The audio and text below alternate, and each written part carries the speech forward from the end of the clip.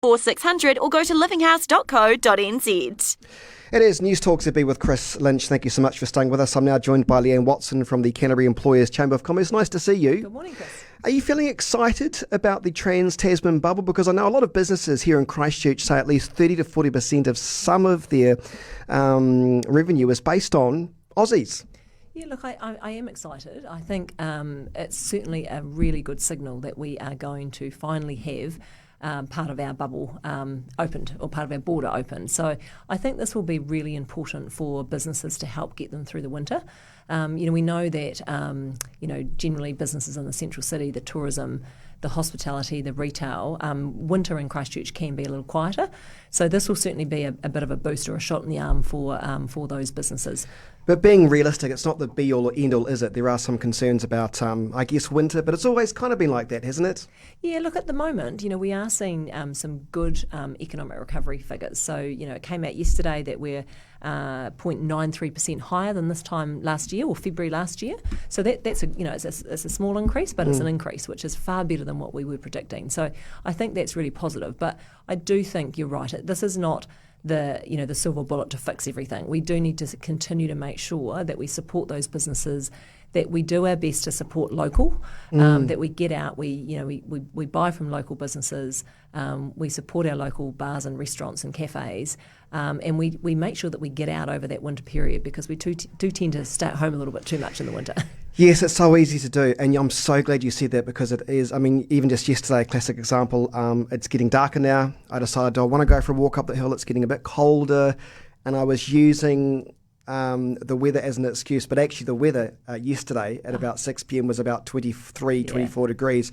No excuse. You got to make the effort, but once you're out and about, there's a lot to do. There's a lot absolutely. Wrap up warm, get out and about. I think that's a really key message, and it's great for it's great for the mind as well, and great for the health. So all of those sorts of things. But I do think that having the Trans-Tasman bubble open will also help with mentally that shift, that we're actually going to have tourists in this part of the world. We do know that Australians come to Christchurch in the South Island. There's a big lot of tourists, 53% I think, of Australians that come to New Zealand come to the South Island. The important thing is to keep them here in Christchurch, as well as let them explore the rest of the South Island. We've got some great ski fields here. We know the Australians love our ski fields, but we want them to stay here in Christchurch. So we've got to do all that we can to get that message out to the rest of the world, and Australians in particular, that actually Christchurch and Canterbury have got a huge amount to offer. So to make sure that we're not just a gateway to the rest of the South Island. One thing I've noticed, though, and it's so positive, and I think it might be just a Christchurch thing, is a lot of events have been happening in Christchurch, and a lot of my friends have been going to events. They've been making a bit of an effort. Maybe it's because they can't go overseas, but I know, just for argument's sake, the Christchurch Art Festival, I was speaking to the organiser the other day, and he said it went really well. They were up from the year before last. Of course, they had to pivot because everything was online. That when I went to the opening night, there were so many people there. There was a really great spirit, really lovely atmosphere, and it feels like people are being engaged. I mean, I never got to go to the what do you call it? No, I've always said it wrong. But there was something else at Wigram, Van Gogh. Thank you, Eliza. Yes, got to get it right. A lot of people I know went to that, all the art displays and LED screens. I think we in Christchurch are getting better at getting out of our comfort zone and going to something a bit different, whether it's local festivals, whether it is the Van Gogh exhibition. I think that's quite a Christchurch thing. Yeah, I do too. I'm proud of that. Yeah, I do too, and I think it is really important. I think we can do a better job of making sure that people know what's actually on, because there's a huge amount available for the residents of Christchurch, and a lot of the stuff is also really accessible. So there is, there's no cost for a lot of these things. So to push people out of their comfort zones, go and do things that are a little different.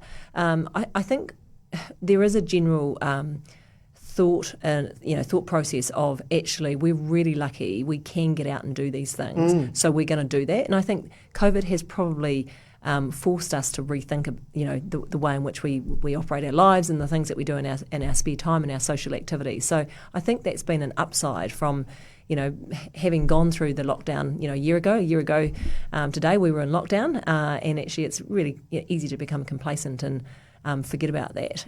But actually, you know, we're really fortunate in this part of the world to actually, by and large, live life pretty normally compared to other parts of the world. And I think that goes for also recognising what we have available locally. So not only from an event perspective, but the products and the services and, you know, the wonderful facilities that we have in this city to actually get out. And I know a lot of people, you know, have been back into the central city for the first time, you know, over the last sort of 6 months and gone, actually, I didn't realise that was there. And some of the really little, you know, great bespoke retailers that we've got in the central city that you just don't find anywhere else in Christchurch. It's so true. Yeah, some of the, you know, the new bars and restaurants along the terrace or the, you know, the crossing or, you know, Ducks Dine, those sorts of places that provide such an amazing atmosphere and an amazing experience that we've got to get out there and make sure that we support those people, and that also means buying locally where we can. Completely agree. Another example I've got for the good folks listening, on Sunday morning, went for a walk up the Christchurch Adventure Park. Thank goodness that we could go down the chairlift for free, which was pretty cool. But when I got down with my mates from the good old gym, what was lovely is we went to that cafe. It was so busy. Not just in the cafe, but so many youngsters out and about on their bikes. Yep. Obviously, there's a charge to go up when you're mountain biking, and I thought, this is so cool.